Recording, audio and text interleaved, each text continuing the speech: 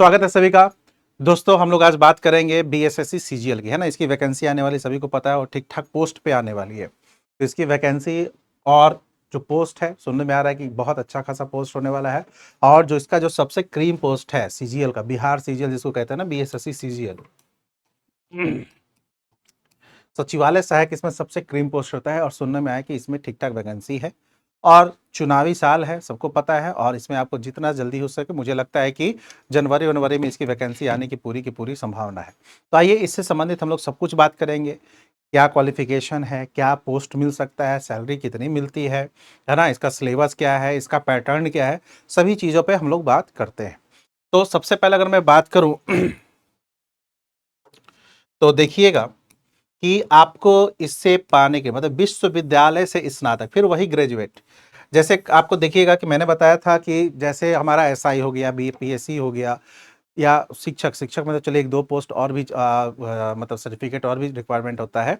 यहाँ पर हम लोग बात करें तो आपको ग्रेजुएट होना चाहिए, सर्टिफिकेट आपके पास आ जाना चाहिए, ठीक है, या फिर प्रोविजनल सर्टिफिकेट, उससे नीचे नहीं। मतलब ये नहीं कि इंटरमीडिएट है या फिर हम लोग इसी साल ग्रेजुएशन होने वाले, नहीं, आपके पास ग्रेजुएशन का सर्टिफिकेट होना चाहिए, तभी आप इसके लिए एलिजिबल है। पहला तो पॉइंट ये हो गया कि अगर आपको फॉर्म भरना है तो आपके पास सर्टिफिकेट होना चाहिए। हम लोग ये किसकी बात कर रहे हैं? सीजीएल की बात कर रहे हैं। इसमें एक और फॉर्म आता है बीएसएससी +2। इसमें एक और आता है, क्या आता है? बीएसएससी +2। तो मैं +2 की बात नहीं कर रहा हूं, मैं सीजीएल की बात कर रहा हूं। +2 वाले में इंटरमीडिएट चाहिए होता है और इसमें आपको ग्रेजुएशन चाहिए होता है, ठीक है, सीजीएल।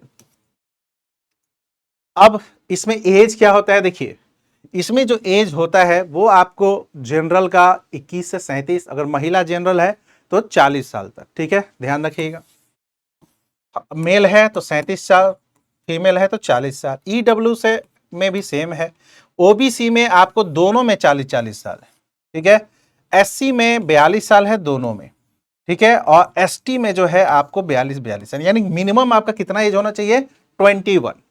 मिनिमम आपका 21 साल एज होना चाहिए। क्लियर, ध्यान रखिएगा। अब आते हैं आपको सॉरी, इसमें एक पैटर्न क्या होता है, परीक्षा का पैटर्न। कोई भी एग्जाम दीजिएगा तो सबका एक अपना पैटर्न होता है, सबका एक तरीका होता है एग्जाम लेने का, वैसा ही आपको ये भी है। तो इसमें पैटर्न क्या है, ये हम लोग पहले प्री माप, इसमें 3 पैटर्न होता है, एक प्री में और उसके बाद दस्तावेज का सत्यापन, मतलब कि आपका जो सर्टिफिकेट वगैरह देखा जाता है। तो ये ना ही मानकर चलते हैं, क्योंकि ज्यादातर जो भी बच्चे भर रहे सबके पास सर्टिफिकेट वगैरह तो होता ही है, सब कुछ आपको सत्यापन होता ही है। तो अगर आपके मार्क्स मेंस वगैरह में ठीक आ रहे हैं और सब सर्टिफिकेट है तो ओवरऑल मानकर चलिएगा कि आपका सिलेक्शन हो जाएगा। इसमें कुछ एक्स्ट्रा बच्चों का चुनाव किया जाता है कि कई बार देखा गया कि कुछ सर्टिफिकेट वगैरह किसी बच्चे के पास नहीं होता है, तो उनको हटा दिया जाता है, छाट दिया जाता है। तो इसलिए आपको इसमें तीनों में हम लोगों ने दस्तावेज सत्यापन भी लिखा है, ठीक है, ध्यान रखिएगा। तो इसमें पहला जो होता है प्री का एग्जाम यानी पीटी, है ना, प्रिलिमिनरी टेस्ट जो होता है। सेकंड जो होता है आपको मेंस वाला टेस्ट होता है, ठीक है। और उसके बाद ये, तो फर्स्ट और सेकंड की बात करते हैं। पहला अगर हम लोग बात करें प्रारंभिक परीक्षा, प्री की बात करें, पीटी की बात करें, तो यह वस्तुनिष्ठ होता है यानी बहुकल्पीय, यानी आपको मल्टीपल ऑब्जेक्टिव क्वेश्चंस यानी एमसीक्यूज के रूप में रहता है। अब देखे होंगे वही एमसीक्यू जिसमें 4 ऑप्शन रहता है, ए बी सी डी, इसमें से एक सही होता है। तो वैसा कुल 150 प्रश्न पूछा जाता है, ठीक है, 150 प्रश्न पूछा जाता है, जिसमें प्रत्येक 4 पे 1 अंक काट, मतलब अगर आपका 4 प्रश्न सही है और एक, सॉरी क्या बोल रहा हूं, अगर आपका 4 प्रश्न गलत है तो आपका एक सही अंक काट दिया जाएगा। यानी इसका जो निगेटिव मार्किंग होता है वो 0.05 होता है, यानी 1/4। जैसे बीपीएससी में होता है 1/3, बीपीएससी में क्या होता है 1/3, यहां पर क्या होता है 1/4। तो यहां पर 1/4 आपको जो होता है वो निगेटिव मार्किंग होता है। क्लियर, ध्यान रखिएगा। प्रश्न पत्र इंग्लिश और हिंदी दोनों में होता है, और कुछ त्रुटि है या गलती है तो इंग्लिश को माना जाता है, ठीक है, ध्यान रखिएगा। जैसे मान लें एज फॉर एग्जांपल इन्होंने क्या मान लें, बल्कि इन्होंने आयरन के जगह मान लो यहाँ इन्होंने इस्पात लिख दिया हिंदी में गलती से, तो ये मान्यता होगा, ठीक है, कि आयरन, मान लो कि किसी सेंटेंस में आयरन फिट बैठ रहा है तो आयरन को माना जाएगा, ना कि इस्पात को। मतलब अगर हिंदी इंग्लिश कुछ स्पेलिंग मिस्टेक है या कुछ आपको मीनिंगफुल मिस्टेक आपको हो गया है तो इंग्लिश को मानता है सही, जैसे हर जगह होता है, बीपीएससी यूपीएससी हर जगह। तो पहला प्री समझ गया पैटर्न, 150 क्वेश्चन, ठीक है। इसमें आपको 1/4 निगेटिव मार्किंग होता है। अब वो 150 क्वेश्चन कैसे होता है, आइए उस पर बात करते हैं। ये एक अंक है, यानी हर क्वेश्चन इंटू 4 पे होता है। जैसे प्रत्येक, जैसे आपको बीपीएससी में एक क्वेश्चन कितने अंक का, 1 अंक का, दरोगा में एक क्वेश्चन 2 अंक का, वैसा ही आपको बिहार सीजीएल में जो होता है या इंटरमीडिएट में भी एक क्वेश्चन 4 नंबर का। अब मैंने बोला 150 क्वेश्चन आपको होते हैं, है ना। अब इस 150 क्वेश्चन में जीएस जो होता है 50 होता है, साइंस और मैथ, साइंस प्लस मैथ जो होता है वो आपको 50 होता है, और 50 इसमें रीजनिंग होता है। तो ये आपको होता है। अब ये जो बेसिक होता है बहुत बेसिक होता है, बहुत टफ नहीं होता है। इसलिए यहां पर क्या होता है कि आपको जिस बच्चे का मैथ रीजनिंग वगैरह बहुत अच्छा होता है ना, वो आपको इस सीजीएल में वेटेज ले जाते हैं, ठीक है, क्योंकि यह प्रश्न काफी आसान होता है। क्लियर। अब आते हैं इसमें खंड क में, मतलब कि जीएस में क्या पूछा जाता है। तो वही सब करेंट अफेयर, इसमें सब लिखा हुआ है, current affair, history, geography, basic जो आपको सिविक्स जिसको आप लोग ना ये कहते हैं पॉलिटी कहते हैं, स्वतंत्रता संग्राम से क्वेश्चंस होता है, जो बेसिक होता है वो पंचवर्षीय योजना वगैरह ये सब आपको दिया हुआ है उनके वेबसाइट पे सब, ठीक है। ध्यान रखिए, बिहार का थोड़ा बहुत क्वेश्चन पूछा जाता है, ध्यान रखिएगा। जिस प्रकार से दरोगा में भी बिहार का एक ओवरऑल पढ़ना पड़ता है, बहुत डीप नहीं पढ़ना पड़ता है, वैसा ही ये भी है, बहुत डीप नहीं पढ़ना है, ओवरऑल आपको यहाँ पर पढ़ना होता है। उसके बाद आते हैं गणित में। गणित में मैट्रिक स्तर का पूछा जाता है, वही साइंस में भी मैट्रिक स्तर का ही आपको फिजिक्स केमिस्ट्री और विज्ञान, यानी आपको फिजिक्स केमिस्ट्री और बायो ये होता है। तो ये भी 50 नंबर का हो गया, 50 नंबर का ये हो गया, 50 नंबर का ये हो गया, और 50 नंबर का ये हो गया, ठीक है, ध्यान रखिएगा। क्लियर, ध्यान रखना। अब यहां पर यह प्रारंभिक परीक्षा का पाठ्यक्रम है, मुख्य परीक्षा के लिए आपको आयोग के पाठ्यक्रम पर जाना आपको होगा। तो मुख्य परीक्षा का पाठ्यक्रम क्या है, तो ये है।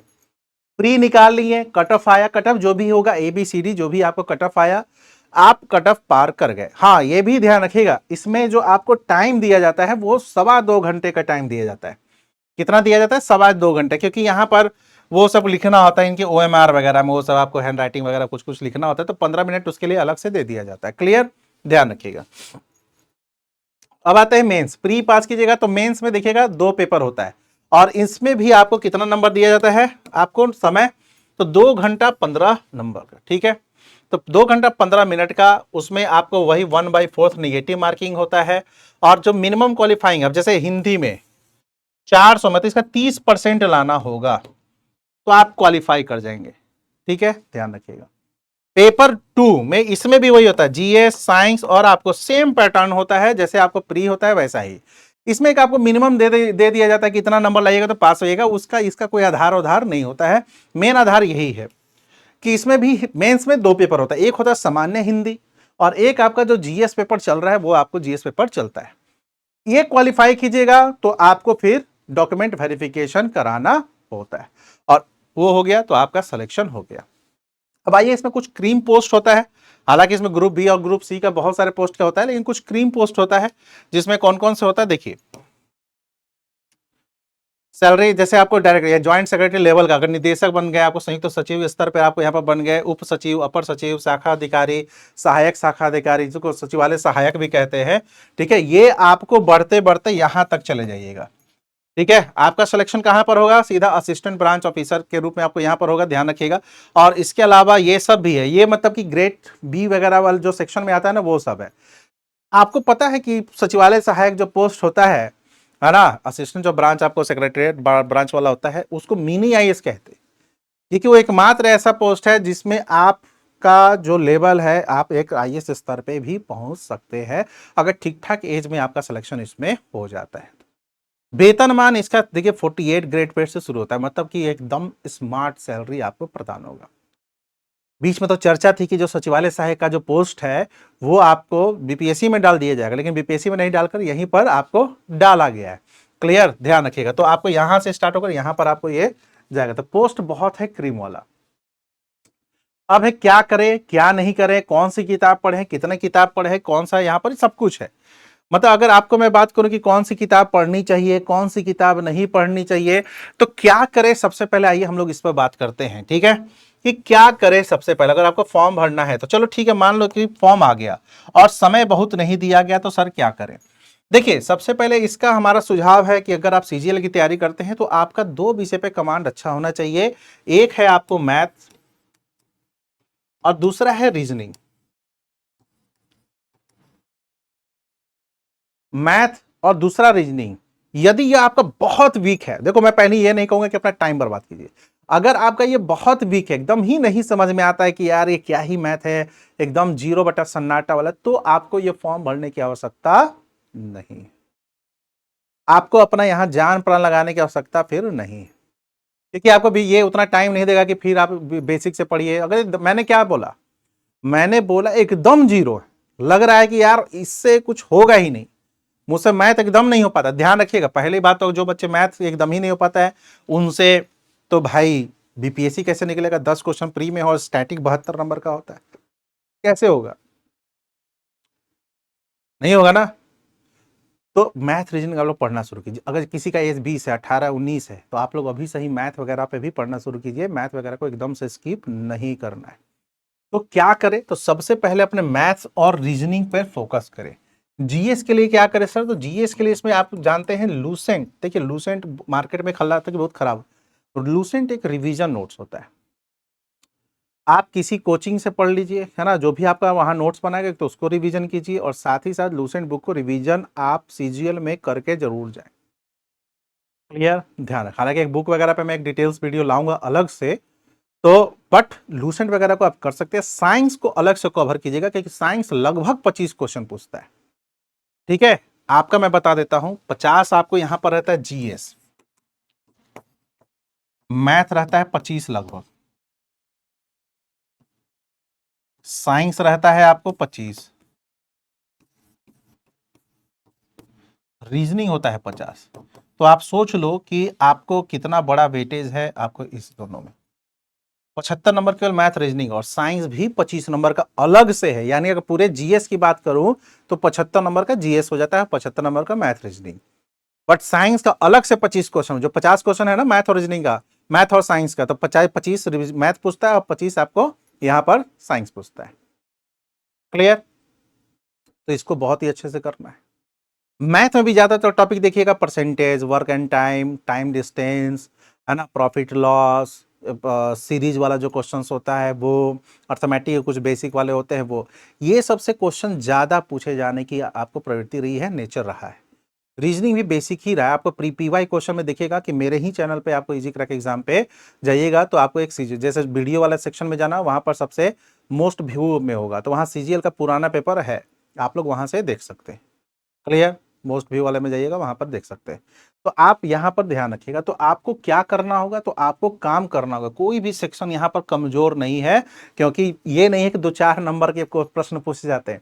हाँ, आपको लगेगा कि हाँ भाई इकोनॉमिक्स एकदम ही नहीं आता, तो छोड़ दो, बैंकिंग पंचवर्षीय योजना 2-3 चीज पढ़कर छोड़ दो, क्योंकि वहां से अधिक पूछा जाएगा तो 2-3 क्वेश्चन। लेकिन आप मैथ को नहीं छोड़ सकते, आप साइंस को नहीं छोड़ सकते, और आप रीजनिंग को। और मैथ्स आपको एक साइंस में तो फिजिक्स केमिस्ट्री बायो तीनों रहता है, तो तीनों से मिक्स होता है, बायो का आपको ज्यादा रहता है। किताब वगैरह के लिए मैं एक अलग से वीडियो बनाऊंगा, है ना, कंप्लीट किताब और एक एक पॉइंट का जो हमारा वो होता है वो। कितने देर पढ़े, देखिए भाई कितने देर पढ़े, ये बहुत बच्चों का प्रश्न है कि सर टॉपर कितना देर पढ़ा। देखो अगर आपकी कैपेसिटी है 8 घंटे पढ़ने की तो आप 8 ही घंटे पढ़ो, लेकिन रेगुलर पढ़ो। आपकी कैपेसिटी है 12 घंटे पढ़ने की तो 12 घंटे पढ़ो, लेकिन रेगुलर पढ़ो। आपकी कैपेसिटी है 5 घंटे पढ़ने की तो 5 घंटा पढ़ो, रेगुलर पढ़ो। आपकी कैपेसिटी 18 घंटा पढ़ने की तो 18 घंटा पढ़ो, लेकिन रेगुलर पढ़ो।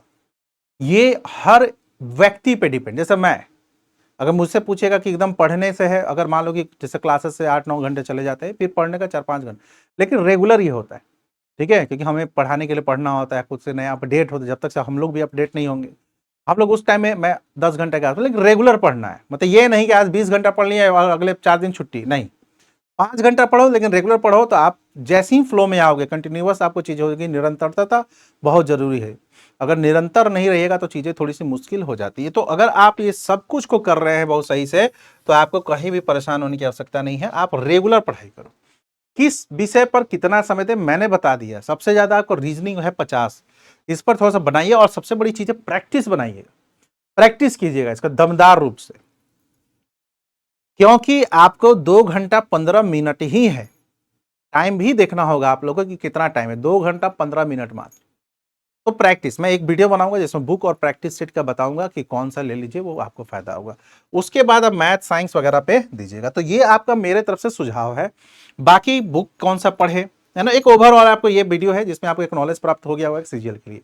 एक मैं बुक का बताऊंगा, एक प्रिपरेशन स्ट्रैटेजी का एकदम अलग से बताएंगे, है ना। एक दिन बुक और प्रैक्टिस की बात कर लेंगे और एक दिन प्रिपरेशन स्ट्रैटेजी की, ठीक है।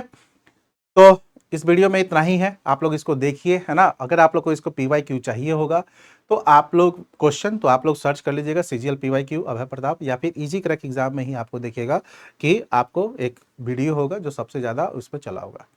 तो चलिए, थैंक यू, धन्यवाद, मिलते हैं ब्रेक के बाद।